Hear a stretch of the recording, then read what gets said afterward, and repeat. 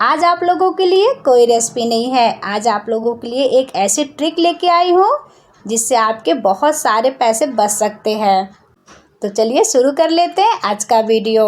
हम ले लेते हैं टमाटर। तो टमाटर हमने ले लिया है 2 किलो के लगभग।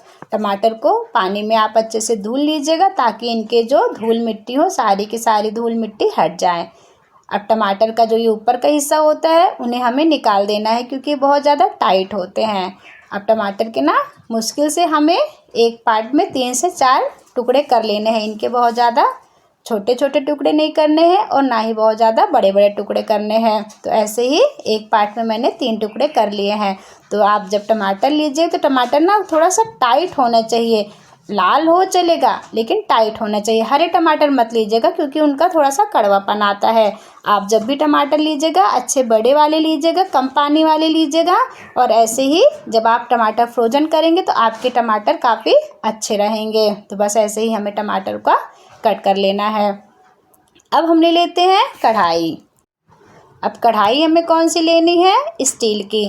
हमें सिल्वर और लोहे की कढ़ाई नहीं यूज़ करनी है। वीडियो पूरा देखेंगे, लास्ट में बताऊंगी हमें क्यों नहीं यूज़ करनी है। अब कढ़ाई में हम डाल देते हैं टमाटर जो हमने काट के रखा था। तो आप सारे के सारे टमाटर कढ़ाई में डाल दीजिएगा। अब इसमें हम डाल देते हैं ना आधा कप पानी। पानी इसलिए डालना ज़रूरी है क्योंकि जब आप इसको गैस पे रखेंगे ना तो नीचे से टमाटर जले नहीं। अब इसमें हम डाल देते हैं विनेगर।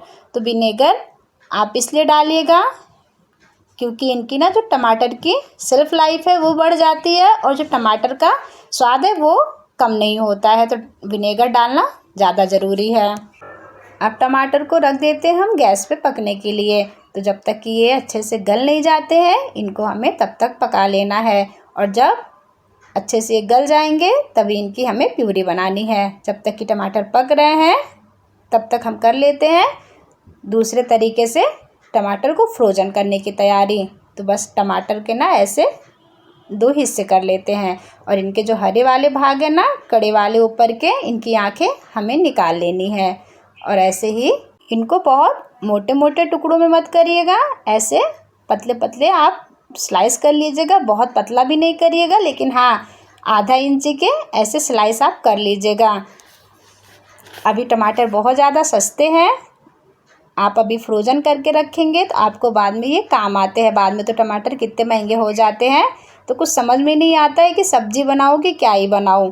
तो आप जब ऐसे टमाटर बना के रखेंगे फ्रोजन करके तो आपके लिए काफ़ी इजी हो जाएगा। अगर आपके घर में कोई भी आता है, कोई सब्ज़ी नहीं है तो आप ये टमाटर को यूज़ कर सकते हैं।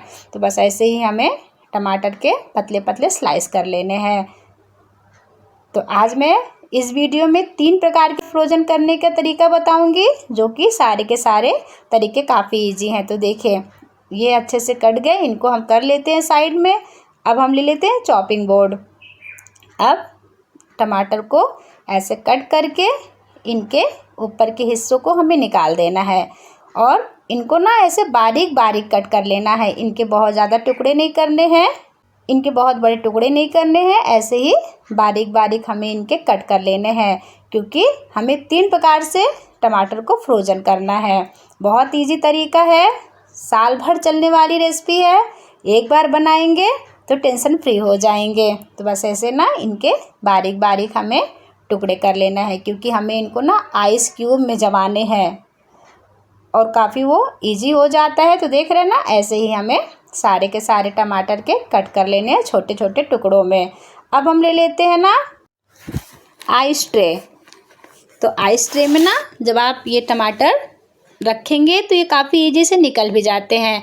और जब भी आपको लगता है तो आप इनके छोटे छोटे टुकड़े लेके मतलब एक एक आइस लेके आप इनको ना सब्जी में, दाल में या फिर आप कुछ भी बनाते हैं चटनी वटनी तो आप उसमें डाल सकते हैं। बड़े इजी से ये काम अपने हो जाते हैं। तो ऐसे ही ना आइस ट्रे में आप छोटे छोटे टुकड़े अच्छे से प्रेस करके आप इनमें जमने के लिए रख सकते हैं। अच्छा, जिनके पास आइस ट्रे नहीं है वो किस में जमाएं तो मैं अभी बता रही हूँ इसके बाद कि आप उनमें कैसे जमा सकते हैं। तो बस आइस ट्रे काफ़ी अच्छे से कवर हो गया है, मतलब पैक हो गया है। अब हम ले लेते हैं ना कटोरी। तो ऐसे छोटी छोटी कटोरियाँ ना तो सबके घर में होती हैं। तो इसे कटोरी में आप थोड़ा थोड़ा टमाटर अच्छे से प्रेस करके रख दीजिएगा ताकि ये एक दूसरे में चिपके रहें। तो ऐसे ही हमें दूसरी कटोरी में भी लगा लेना है टमाटर को। तो ऐसे ही इनको भी हमें रख लेना है। अब हम ले लेते हैं ना फिर से आइस ट्रे, क्योंकि टमाटर की क्वांटिटी ज़्यादा है और हमें बहुत ज़्यादा टमाटर फ्रोजन करना है। तो इनको भी ना ऐसे हमें पैक कर लेना है। तो आप ऐसे ना थोड़ा सा प्रेस कर करके पैक करिएगा ताकि एक दूसरे में ये जुड़े रहें। तो सारे के सारे टमाटर जब आप ऐसे फ्रोज़न करके रखेंगे तो आगे चल के आपको कोई भी दिक्कत होने वाली नहीं है, क्योंकि बहुत ज़्यादा महंगे टमाटर हो जाते हैं। तो देख रहे हैं ना, सारे के सारे टमाटर हमने आइस ट्रे में सेट कर लिया। अब हम ले लेते हैं जो हमने टमाटर बड़े टुकड़ों में काट के रखा था, तो इनको ना ऐसे ही फ्रीजर में रख देते हैं जब तक कि अच्छे से सेट नहीं हो जाते हैं। इनको सेट होना बहुत ज़्यादा ज़रूरी है। अब हम ना चलते हैं कढ़ाई की तरफ। तो देखिए, जब तक कि हमने 2 तरह के टमाटर फ्रोजन किए तब तक जो हमने गैस पे टमाटर रखा था वो काफ़ी अच्छे से गल गए हैं। तो हमें इतना ही इनको गलाना है, बहुत ज़्यादा नहीं पकाना है, क्योंकि इन्हें हमें पीसना है। तो बस अभी हम गैस की फ्लेम को बंद कर देते हैं और इनको हम उतार लेते हैं नीचे ताकि ये अच्छे से ठंडे हो जाएं। तो ये देख रहे हैं ना, काफ़ी अच्छे से ठंडे हो गए, उनके कलर भी काफ़ी प्यारे आए हुए हैं। अब हम ले लेते हैं एक मिक्सर जार और उसमें ना थोड़ा थोड़ा करके इनकी बना लेनी है हमें प्यूरी। तो बस ऐसे ही ना थोड़े थोड़े टमाटर को आप पीस के इनकी प्यूरी बना लीजिएगा। तो बस देखिए, इनकी प्यूरी बन के तैयार हो गई है। तो इनमें अगर टुकड़े हैं या फिर इनके बीजे हैं तो इनको छानना ज़रूरी नहीं है, आप इनको छानिएगा नहीं। आप ऐसे ही जब यूज करेंगे ना फ्रोजन तो काफ़ी अच्छा टेस्ट आता है। तो अब हम ले लेते हैं ऐसे एयर टाइट डिब्बा, क्योंकि ये फूड क्वालिटी है, आइसक्रीम का है या फिर आपके पास डेट्स के हो या फिर आपके घर में कोई भी फूड क्वालिटी के डिब्बे हो, आप वो यूज कर सकते हैं इनको फ्रोजन करने के लिए। तो बस इनमें ना जितना आ सकता है टमाटर की प्यूरी आप उतना डाल लीजिएगा और डाल के इनके ढक्कन को अच्छे से पैक कर दीजिएगा ताकि इनमें ऊपर से बर्फ़ ना जमे। तो देख रहे हैं ना, बस ऐसे ही आप इनको चारों तरफ से प्रेस कर दीजिएगा। प्रेस करना बहुत ज़्यादा ज़रूरी है, अगर ढीले रहेंगे तो इनमें बर्फ़ जमने के चांस रहते हैं। तो इनको कर लेते हैं हम साइड में। और अब हम ले लेते हैं दूसरा कंटेनर जो कि डेट्स का है। तो उनमें भी ना ऐसे हमें जो बची हुई प्यूरी है उनको डाल देनी है और इनके भी अच्छे से ढक्कन लगा के हमें अच्छे से इनको प्रेस कर देना है। अब इनको रख देना है फ्रीज़र में सेट होने के लिए। आप सालों रखिए, ख़राब नहीं होंगे और जब इच्छा हो आप निकाल के इनकी सब्जी चटनी आप किसी में भी इनको यूज़ कर सकते हैं। तो देखिए, जो हमने आइसिंग ट्रे में रखा था ना जो टमाटर हमने क्यूब, तो सारे के सारे देखिए टमाटर अच्छे से बर्फ़ हो गए हैं, मतलब ये पूरे अच्छे से सेट हो गए हैं।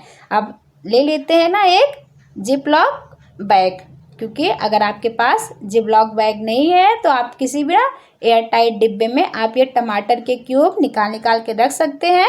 और जब आपको ज़रूरत हो 1 से 2 क्यूब, आपकी जितनी ज़रूरत है आप उतना क्यूब लीजिए, बाकी ऐसे आप पैक करके फिर से आप फ्रीज़र में रख दीजिए, ख़राब नहीं होते, सालों साल चलते हैं। तो एक एक करके ना सारे के सारे क्यूब को हमें डाल देना है जिप-लॉक बैग में।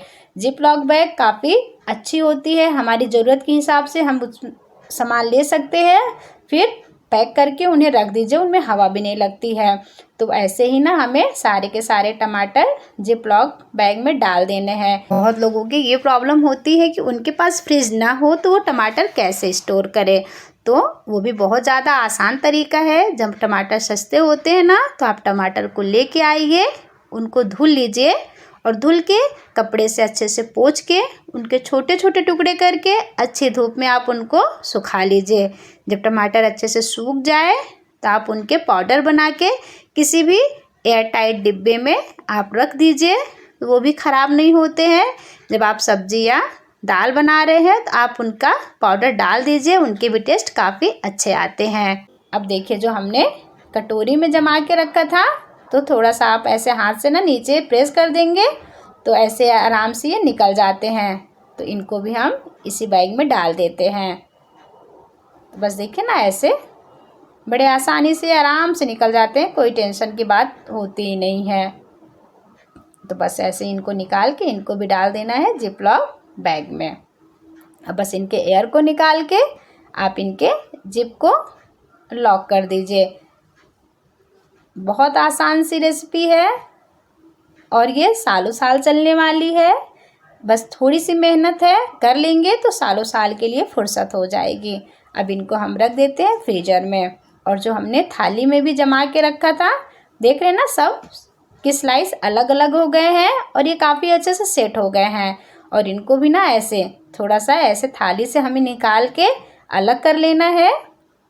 तो ये काम थोड़ा सा आराम से करिएगा क्योंकि बर्फ़ है, उसे लगने का डर रहता है। तो आप ले लेते हैं जिप-लॉक बैग और उनमें भी ना आप ऐसे एक एक करके जो टमाटर की स्लाइस है सारे स्लाइस को डाल देना है। पहले जब आप टमाटर को ऐसे सेट कर लेंगे फिर जिप-लॉक पन्नी में डालेंगे तो ये अलग अलग रहेंगे। लेकिन अगर आप बिगर सेट किए हुए जिप-लॉक पन्नी में डालेंगे तो वो काफ़ी चिपक जाएंगे, तो आपको बाद में बहुत दिक्कत जाने वाली है। तो आप जब भी टमाटर को फ्रोजन करें तो ऐसे ही सेट कर लीजिए और एक एक टमाटर को आप जिप-लॉक पन्नी में डाल दीजिए ताकि आपको कोई दिक्कत आगे चल के ना हो। टमाटर फ्रोजन करने के लिए मैंने आपसे छोटी छोटी बातें शेयर की हैं ताकि जब आप टमाटर फ्रोजन करें तो आपको कोई भी दिक्कत ना आए और इजी से आप भी टमाटर फ्रोजन कर सकें। अगर आप भी चाहते हैं मेरे जैसे पैसे बचाना तो हमारी ये ट्रिक ज़रूर फॉलो करिएगा। ये बहुत ही ज़्यादा अच्छी ट्रिक है, आप सालों साल टमाटर फ्रोजन कर सकते हैं। जब टमाटर महंगे हों आप इनको यूज़ कर सकते हैं। और याद रखिएगा जब आप कढ़ाई का यूज़ करिए तो कढ़ाई आप स्टील की या फिर नॉन स्टिक की लीजिएगा।